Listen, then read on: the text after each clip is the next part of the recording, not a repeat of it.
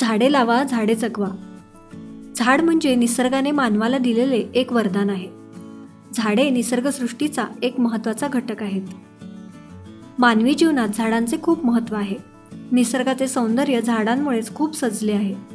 निसर्गाचे अस्तित्व टिकवून ठेवण्यासाठी झाडे महत्त्वाची भूमिका बजावतात.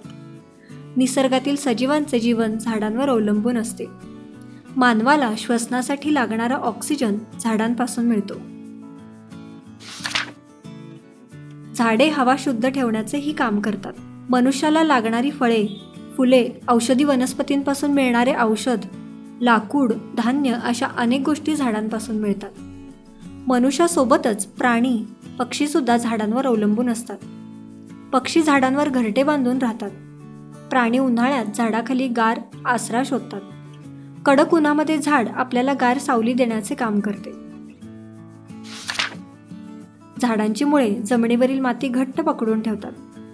त्यामुळे जमिनीची धूप कमी होते. वड, आंबा, नारळ, पिंपळ अशा मोठ्या वृक्षांना भारतीय संस्कृतीत महत्त्वाचे स्थान आहे. झाडांपासून मिळणाऱ्या लाकडापासून टेबल, खुर्ची, दरवाजे, खिडक्या, खेळणी अशा अनेक विविध वस्तू तयार केल्या जातात. झाडांपासून कागदाची निर्मिती केली जाते. झाडांपासून मिळणारी फुले सजावटीसाठी वापरली जातात. झाडांमुळेच निसर्गातील ऋतू नियंत्रित राहतात.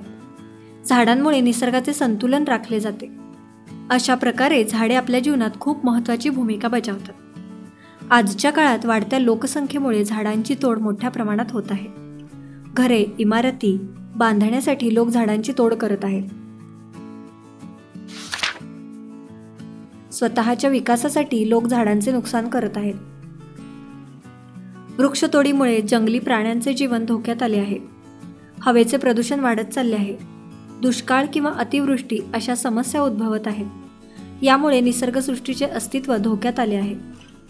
पृथ्वीवरील निसर्गसृष्टीचे अस्तित्व टिकवून ठेवण्यासाठी आपण झाडांचे रक्षण करणे गरजेचे आहे. आपण सर्वांनी वर्षातून किमान एक झाड तरी लावले पाहिजे आणि त्या झाडाचे संगोपन केले पाहिजे. अनेक उपक्रमांमधून आपण लोकांपर्यंत झाडाचे महत्त्व पोहोचवले पाहिजे.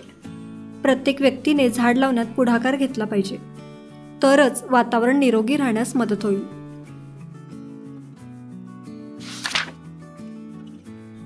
झाडे लावा, झाडे जगवा असे नुसते न म्हणता ते कृतीत उतरवले पाहिजे.